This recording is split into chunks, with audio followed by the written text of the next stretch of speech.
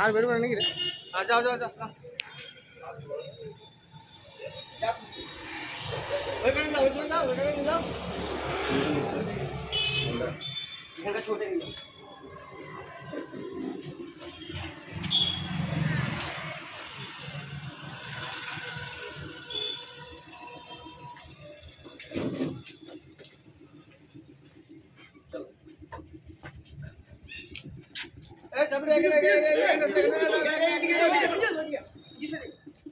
পয়সাটা ভরে ওইখানে নিলে বেশি সুবিধা হয় তাহলে হয় যা চলো ওই যে 500 টাকাটা